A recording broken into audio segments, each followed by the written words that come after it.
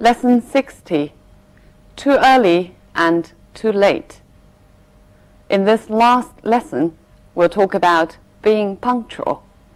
First of all, listen to the text and answer this question. Why did the young girl miss the train? Punctuality is a necessary habit in all public affairs in civilized society. Without it, nothing could ever be brought to a conclusion. Everything would be in a state of chaos. Only in a sparsely populated rural community is it possible to disregard it. In ordinary living, there can be some tolerance of unpunctuality. The intellectual, who is working on some abstruse problem, has everything coordinated and organized for the matter in hand. He is therefore forgiven if late for a dinner party. But people are often reproached for unpunctuality when their only fault is cutting things fine. It is hard for energetic, quick-minded people to waste time, so they are often tempted to finish a job before setting out to keep an appointment. If no accidents occur on the way, like punctured tires, diversions of traffic, sudden descent of fog, they will be on time. They are often more industrious, useful citizens than those who are never late. The over-punctual can be as much a trial to others as the unpunctual. The guest who arrives half an hour too soon is the greatest nuisance. Some friends of my family had this irritating habit. The only thing to do was ask them to come half an hour later than the other guests. Then they arrived just when we wanted them. If you are catching a train, it is always better to be comfortably early than even a fraction of a minute too late. Although being early may mean wasting a little time, this will be less than if you miss the train and have to wait an hour or more for the next one. And you avoid the frustration of arriving at the very moment when the train is drawing out of the station and being unable to get on it. An even harder situation is to be on the platform in good time for a train and still to see it go off without you. Such an experience befell a certain young girl the first time she was traveling alone. She entered the station 20 minutes before the train was due. Since her parents had impressed upon her that it would be unforgivable to miss it, and caused the friends with whom she was going to stay to make 2 journeys to meet her. She gave her luggage to a porter and showed him her ticket. To her horror, he said that she was 2 hours too soon. She felt in her handbag for the piece of paper on which her father had written down all the details of the journey and gave it to the porter. He agreed that a train did come into the station at the time on the paper and that it did stop, but only to take on mail, not passengers. The girl asked to see a timetable, feeling sure that her father could not have made such a mistake. The porter went to fetch one and arrived back with the station master, who produced it with a flourish and pointed out a microscopic O beside the time of the arrival of the train at his station. This little O indicated that the train only stopped for mail. Just at that moment, the train came into the station. The girl, tears streaming down her face, begged to be allowed to slip into the guard's van. But the station master was adamant. Rules could not be broken. And she had to watch the train disappear towards her destination while she was left behind. So why did the girl miss the train? Because the train she wanted to catch was a mail train, not a passenger train. Poor girl, her parents had tried so hard to make her first journey successful. But her story is only a part of this text. This text is actually about punctuality. The text starts with a familiar argument that punctuality is necessary in civilized society. But notice that it presents a lot of arguments going against it. For example, The author says that only those people who don't want to waste time will allow very little time to keep an appointment. But unexpected situations will often make them late. The author argues that they are more useful citizens than those who are never late, and he calls those who always arrive at an appointment too early as the greatest nuisance. Of course, in the second paragraph, he says that if we are traveling, better allow enough time, or better be too early than too late.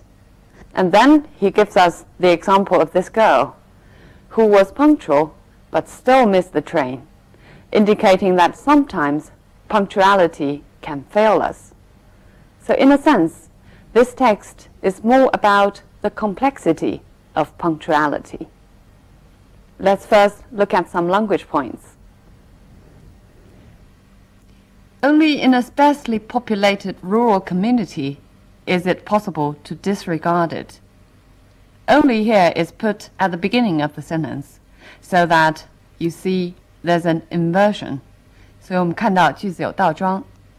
Its normal order should be, it is possible to disregard it only in a sparsely populated rural community. A sparsely populated rural community is one with a small number of population. Sparsely means a small number scattered in a large area. For example, the area is sparsely inhabited because the land is poor.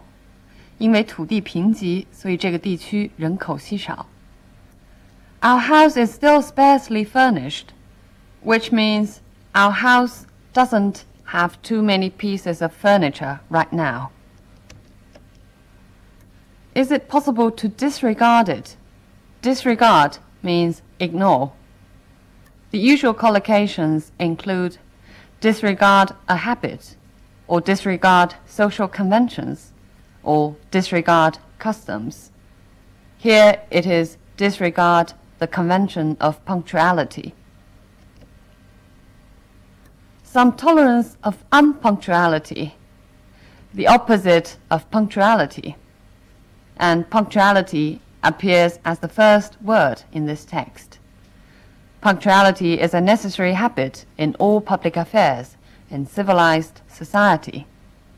Its adjective form is punctual, being on time.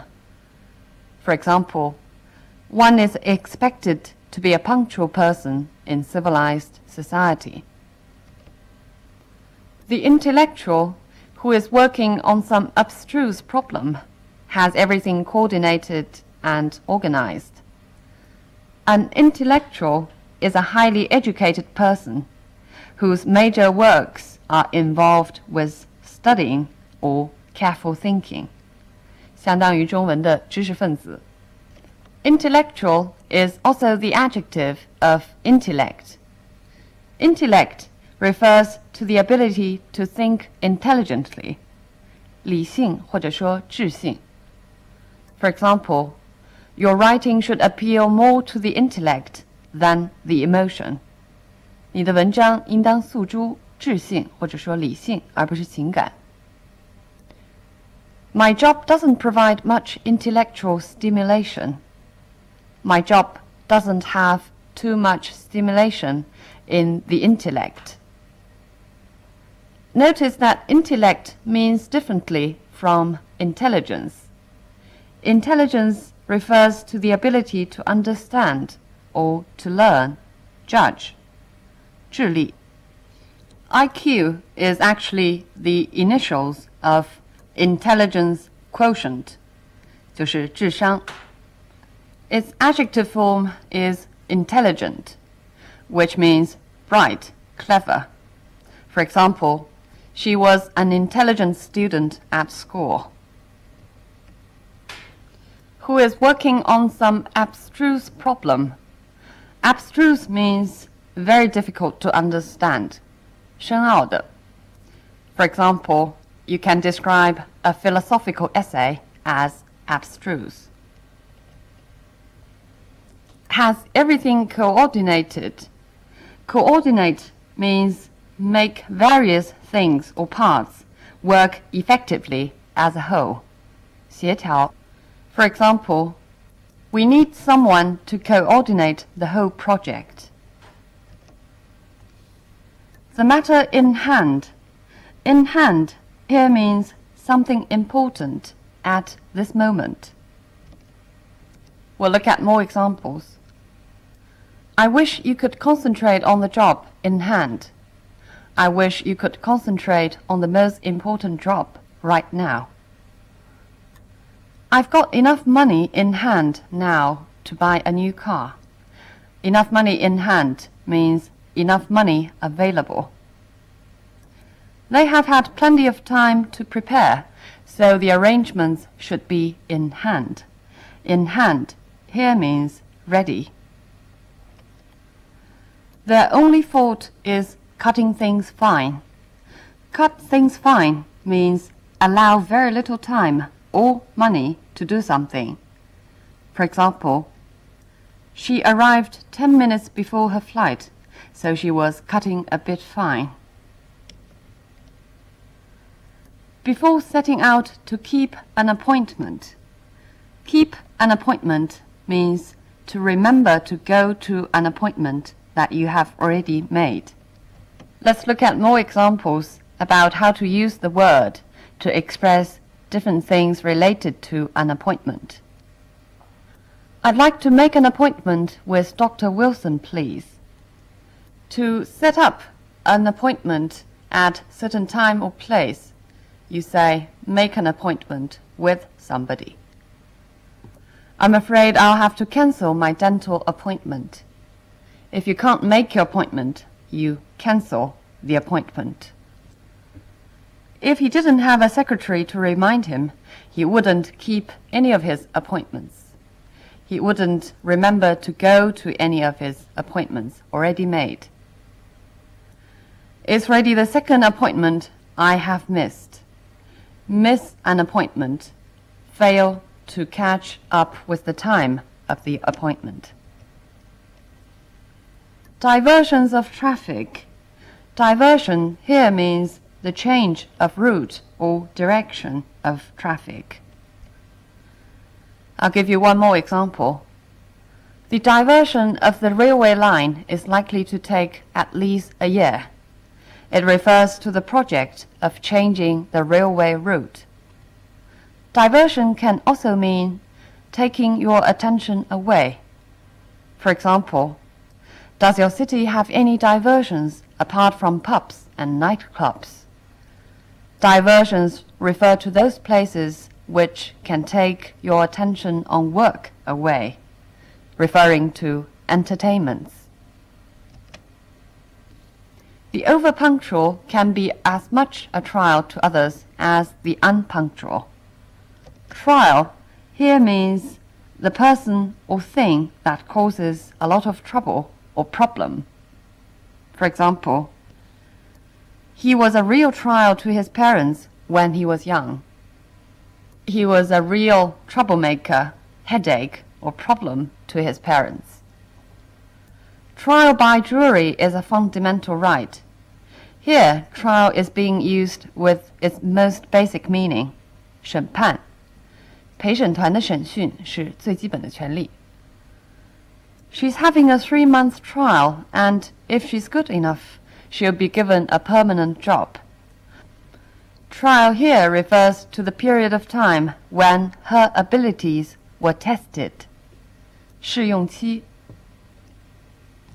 It's always better to be comfortably early than even a fraction of a minute too late.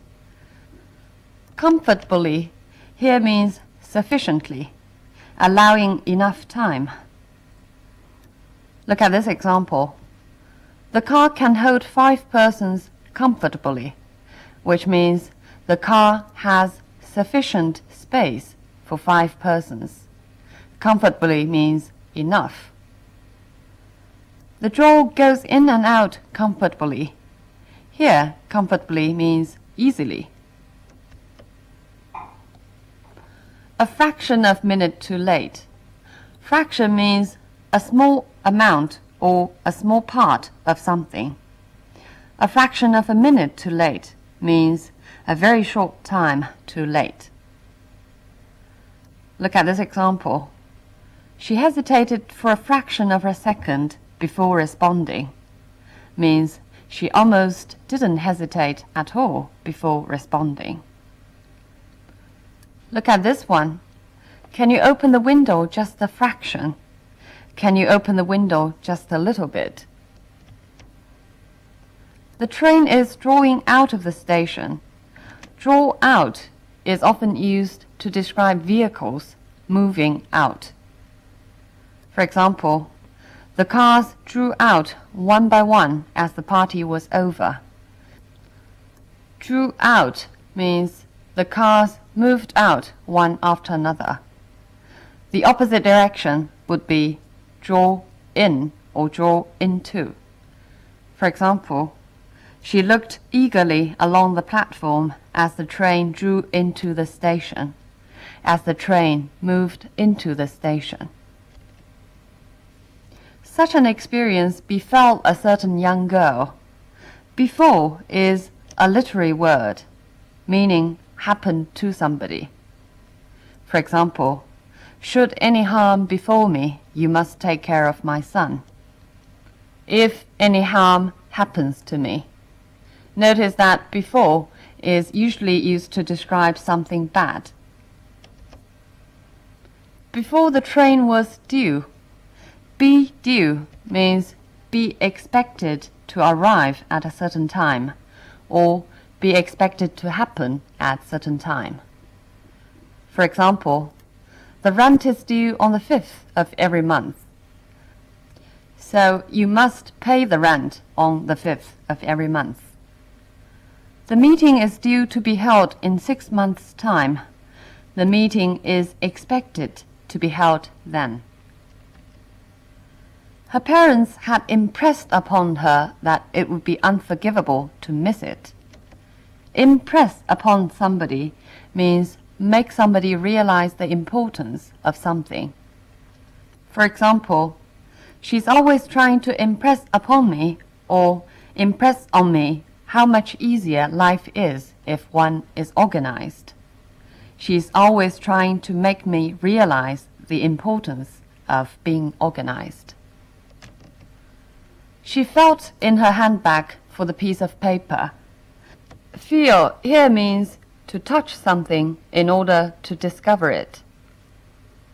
Let's look at more examples. It's freezing here. Just feel how cold my hands are. Just touch my hands. Feel in the bottom of the letterbox for the keys. Put your hand in the bottom of the letterbox to search for the keys. And there's a phrase of feel one's way.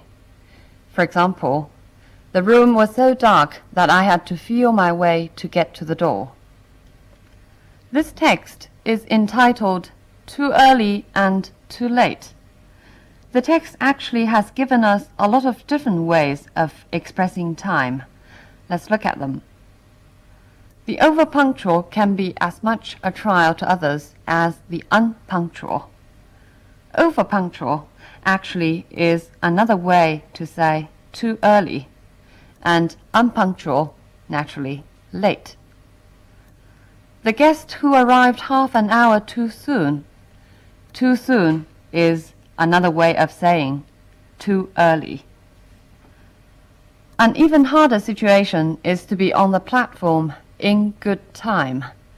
In good time means being early. And there's a comparison between being early and being late. It's always better to be comfortably early than even a fraction of a minute too late.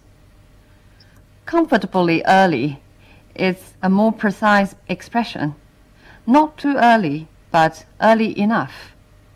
And a fraction of a minute too late is an exaggeration, emphasizing that however a little bit late in some situations is equal to too late. At the beginning of the text, I mentioned that this text is more about the complexity of punctuality. Notice that when the author is talking about how important punctuality can be sometimes, he uses the example of trains. Because trains, when they first came into being, helped to form the idea of punctuality. In a sense, trains help to change people's sense of time, just as our sense of time has been changing and still is being changed by the internet. Things taken years to be accomplished now can be finished within minutes. So the sense of time is relative to the speed of transport, the speed of communication, science and technology. But fundamentally, of course, we have always experienced time in the same way because we are mortals. So we always exclaim, how time flies, or how time and tide won't wait for anybody. So am I going to say the same thing to you now? It has been a great pleasure to be with you all this time, but it's also a great regret that this is only a virtual classroom. But please allow me to stress that language proficiency also grows along with time. I remember that once when Alexander was asked about the shortcut to English study, he answered, read, read, and read. That is also the last words I'm going to say to you. So long, you have all my best wishes.